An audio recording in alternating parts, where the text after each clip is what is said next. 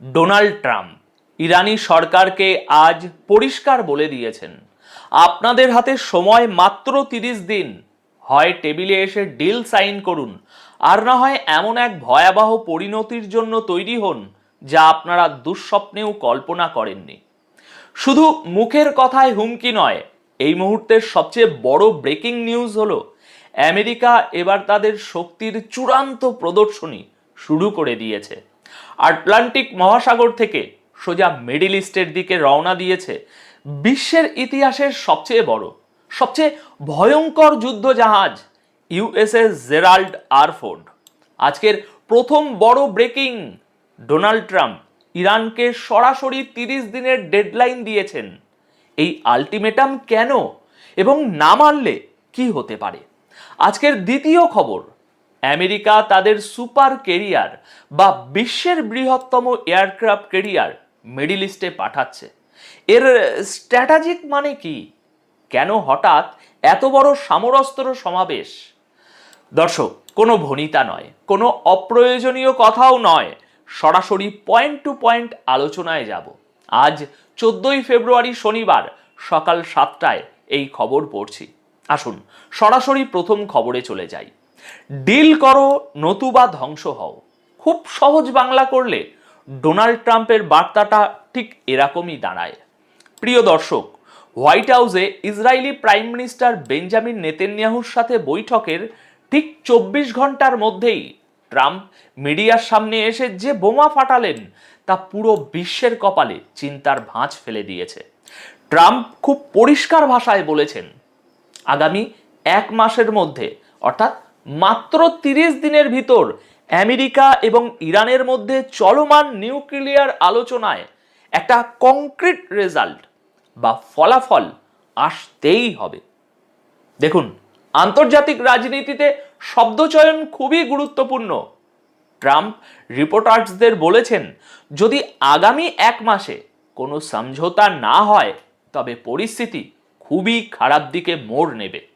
তিনি দুবার জোর দিয়ে বলেছেন, ইরানকে ডিল করতেই হবে, ইরানকে ডিল করতেই হবে, নইলে তাদের জন্য ফলাফল হবে অত্যন্ত বেদনাদায়ক। এখন প্রশ্ন হলো, ট্রাম্প কেন হঠাৎ এই 30 দিনের সময়সীমা বেঁধে দিলেন? এখানেই হলো আসল খেলা। একটু পেছনের দিকে তাকান। ট্রাম্প যখন 2016 সালে ক্ষমতায় ছিলেন, তিনি বারাক ওবামার করা নিউক্লিয়ার ডিল বা জেসিপিও থেকে আমেরিকাকে বের করে এনেছিলেন। তিনি বলেছিলেন ওটা ছিল একটা বাজে ডিল। এখন 2026 সালে দাঁড়িয়ে ট্রাম্প চাইছেন নিজের শর্তে একটি নতুন ডিল করতে। তিনি প্রমাণ করতে চান যে তিনি বাইডেন বা ওবামার চেয়ে বড় ডিল মেকার। কিন্তু ইরান তো সহজ পাত্র নয়। ইরান জানে ট্রাম্প একগুঁয়ে, তাই ইরানও তাদের ইউরেনিয়াম এনরিচমেন্ট বাড়িয়ে দিয়েছে। এখন ট্রাম্পের সামনে অপশন খুবই কম। এক, হয় তিনি ইরানের সাথে একটা চুক্তি করে ফেলবেন এবং নিজেকে শান্তির দূত হিসাবে প্রতিষ্ঠিত করবেন, অথবা 2, তিনি ইরানের উপর এমন সামরিক চাপ সৃষ্টি করবেন যে তেহরান নতজানু হতে বাধ্য হয়। এই যে পেনফুল কনসিকুয়েন্সেস বা বেদনাদায়ক পরিণতির কথা ট্রাম্প বলছেন, এর মানে কি? এর মানে কি সরাসরি যুদ্ধ, নাকি ইরানের তেল ক্ষেত্রগুলোতে হামলা, নাকি তাদের নিউক্লিয়ার সাইটগুলো আবারও মাটির সাথে মিশিয়ে দেওয়া? বিশ্লেষকরা বলছেন ট্রাম্প আসলে ম্যাক্সিমাম প্রেসার ক্যাম্পেইন 2.0 শুরু করেছেন। তিনি জানেন ইরানের অর্থনীতি এখন নাজুক অবস্থায়। এই মুহূর্তে যদি তাদের উপর আরো কঠোর নিষেধাজ্ঞা বা সামরিক হামলার হুমকি দেওয়া যায় তবে তারা নমনীয় হতে পারে। কিন্তু দর্শক, ট্রাম্পের এই হুঙ্কারের পেছনে একটা বড় ঝুঁকিও আছে। ইরান যদি এই হুমকিকে ফাঁকা বুলি মনে করে, অথবা যদি তারা উল্টে রিয়্যাক্ট করে বসে, মনে রাখবেন কোন ঠাসা বিড়াল কিন্তু বাঘের চেয়েও ভয়ঙ্কর হতে পারে। ট্রাম্প হয়তো ভাবছেন তিনি ভয় দেখিয়ে কাজ হাসিল করবেন, কিন্তু উল্টো দিকে ইরানের সুপ্রিম লিডার আয়াতুল্লাহ খামেনি যদি জেদ ধরে বসেন, তবে এই 30 দিন পর আমরা মধ্যপ্রাচ্যে এমন একটা আগুনের শিখা দেখতে পারি যেটা এতদিন দেখিনি। ট্রাম্পের বডি ল্যাঙ্গুয়েজ লক্ষ্য করুন। তিনি যখন কথাগুলো বলছিলেন তার পাশে কিন্তু নেতানিয়াহু ছিলেন না। সুতরাং এটা ট্রাম্পের একক ঘোষণা। এর মানে হলো তিনি ইসরায়েলকে বা নেতানিয়াহুকেও একটা বার্তা দিচ্ছেন, আমি যা সিদ্ধান্ত নেব সেটাই ফাইনাল, তোমরা শুধু দর্শক। এই 30 দিনের আলটিমেটাম আসলে একটা টাইম বোমা। টিকটিক টিকটিক শব্দ হচ্ছে। আগামী 1 মাস ওয়াশিংটন এবং তেহরানের মধ্যে যে স্নায়ুযুদ্ধ চলবে তা আধুনিক ইতিহাসের পাতায় লেখা থাকবে। এখন আসি আজকের দ্বিতীয় এবং স্ট্র্যাটেজিক্যালি সবচেয়ে বড় খবরে। মুখের কথায় কাজ না হলে কি হবে তার প্রস্তুতিও ট্রাম্প সেরে ফেলেছেন। খবরটি হলো আমেরিকা তাদের নৌবাহিনীর সবচেয়ে শক্তিশালী হাতিয়ার, বিশ্বের ইতিহাসের সবচেয়ে বড় aircraft carrier USS Gerald R ফোর্ডকে মিডল ইস্টের দিকে রওনা হওয়ার নির্দেশ দিয়ে দিয়েছেন। দেখুন, এটা কোনো সাধারণ জাহাজ নয়, এটাকে বলা হয় ভাসমান শহর। এটি লম্বায় প্রায় 337 মিটার, যা তিনটে ফুটবল মাঠের চেয়েও বড়। এতে 75টিরও বেশি যুদ্ধ বিমান থাকে। এর পারমাণবিক চুল্লি একে টানা 20 বছর কোনো রিফিউলিং ছাড়াই চলতে সাহায্য করে। অর্থাৎ এটি একটি চলমান মৃত্যুপুরী। নিউ ইয়র্ক টাইমসের রিপোর্ট অনুযায়ী গতকাল 3রা ফেব্রুয়ারি এই নির্দেশ দেওয়া হয়েছে। বর্তমানে এই ক্যারিয়ারটি আটলান্টিক অঞ্চলে ছিল, সেখান থেকে সোজা মধ্যপ্রাচ্যের দিকে মুখ ঘোরানোর অর্ডার দেওয়া হয়েছে। এখন প্রশ্ন হলো, কেন এই মুভমেন্ট? দর্শক, এখানেই জিওপলিটিক্সের গভীর চালটা আমাদেরকে একটু বুঝতে হবে। মধ্যপ্রাচ্যে ইতিমধ্যেই আমেরিকার আরেকটি career strike group USS Abraham Lincoln অবস্থান করছে। তার সাথে আছে 3টি মিসাইল ডেস্ট্রয়ার জাহাজ। এখন ভাবুন, এক সমুদ্রে যখন আমেরিকার 2টি ক্যারিয়ার স্ট্রাইক গ্রুপ একসাথে অবস্থান করে, তার মানে আমেরিকা আর রক্ষণাত্মক মুডে নেই, তারা সম্পূর্ণ আক্রমণাত্মক বা অফেন্সিভ মুডে চলে গেছে। এটাকে সামরিক ভাষায় বলা হয় পাওয়ার প্রজেকশন। ট্রাম্প এক হাতে আলোচনার প্রস্তাব দিচ্ছেন আর অন্য হাতে পিঠের পিছনে বন্দুক লোড করে রেখেছেন। তিনি ইরানকে দেখাতে চাইছেন, দেখো আমি শুধু কথাই বলছি না, আমার হাতের মুঠোয় বিশ্বের সবচেয়ে বড় লাঠিটা আছে। দেখুন, ইউএসএস জেরাল্ড আর ফোর্ডের এই যাত্রার দুটো উদ্দেশ্য হতে পারে। এক, ইরানকে মানসিকভাবে ভেঙে দেওয়া। যখন তেহরানের শাসকরা জানবে যে তাদের উপকূলের কাছেই বিশ্বের সবচেয়ে বিধ্বংসী বিমানবাহী রণতরী অপেক্ষা করছে, তখন তারা আলোচনার টেবিলে নমনীয় হতে বাধ্য হতে পারে।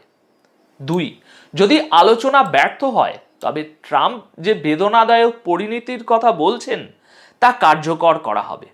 ইরান যদি হরমুজ প্রণালী বন্ধ করার চেষ্টা করে কিংবা আমেরিকার কোনো ঘাঁটিতে হামলা চালায়, তবে এই ক্যারিয়ার গ্রুপগুলো মাত্র কয়েক ঘন্টার মধ্যে পুরো ইরানের সামরিক অবকাঠামো তছনছ করে দেওয়ার ক্ষমতা রাখে।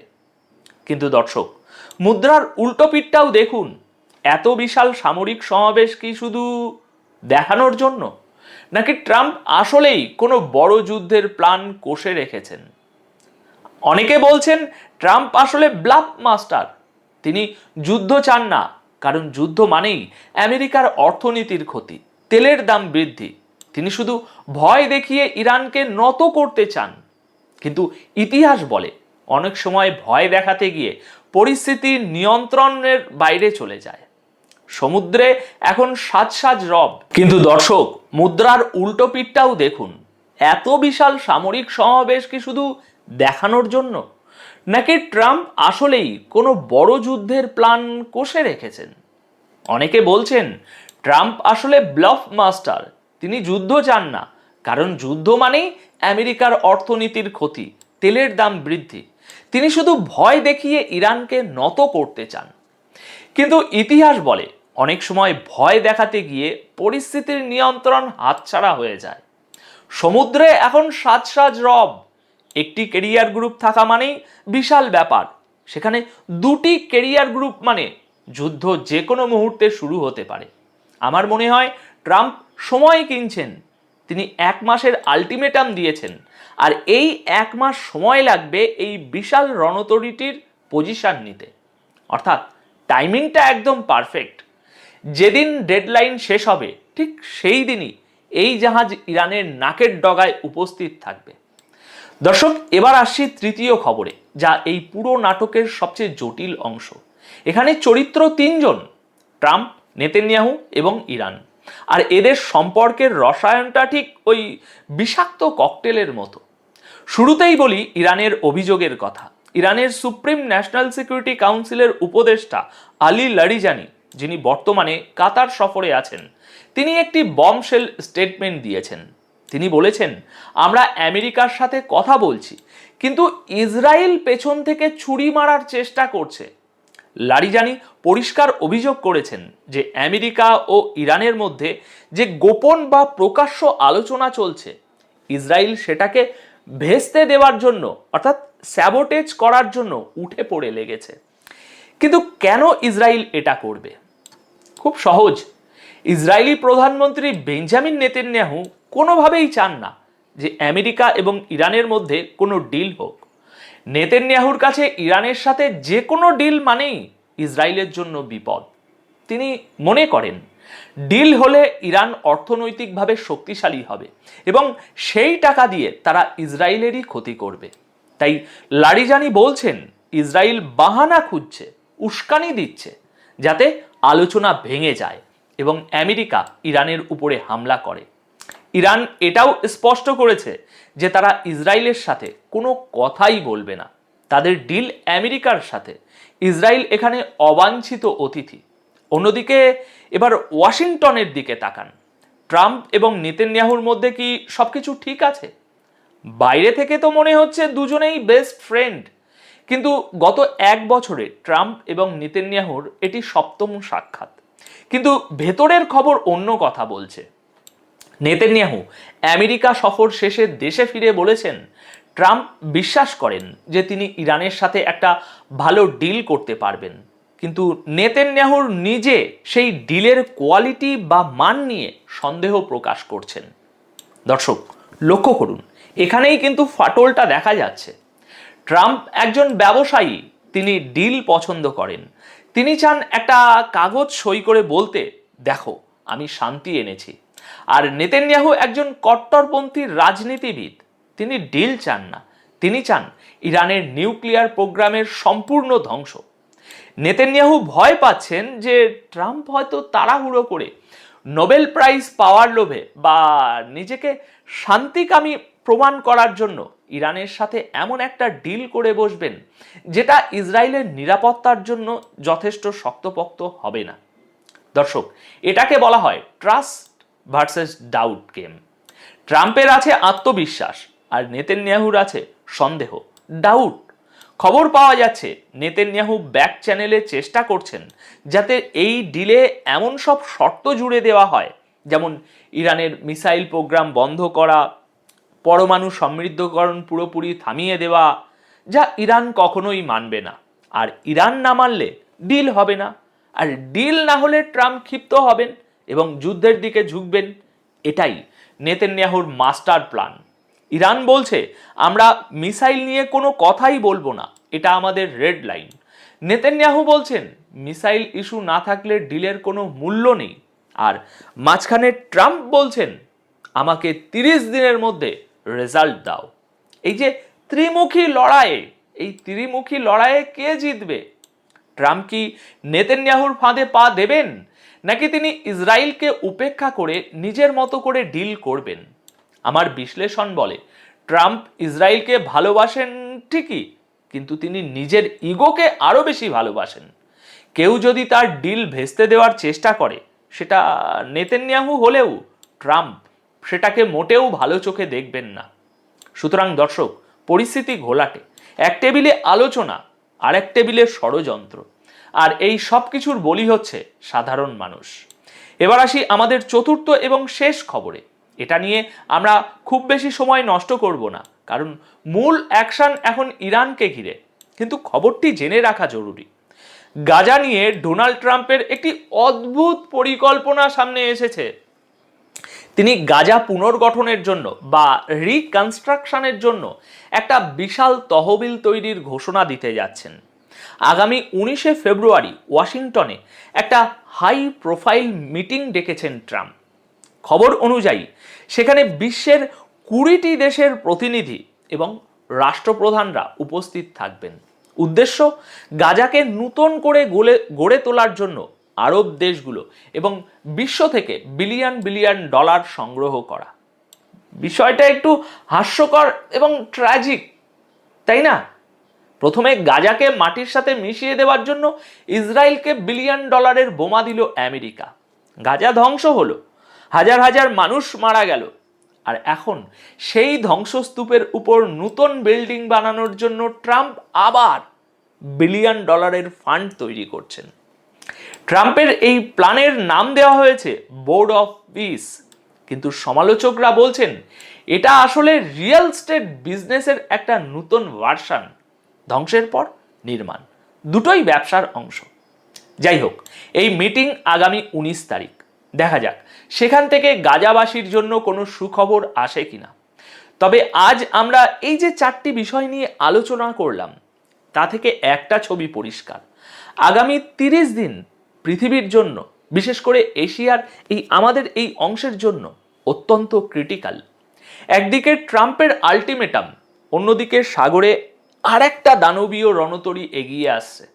একদিকে নেতানিয়াহুর ষড়যন্ত্র, অন্যদিকে ইরানের অস্তিত্ব রক্ষার লড়াই।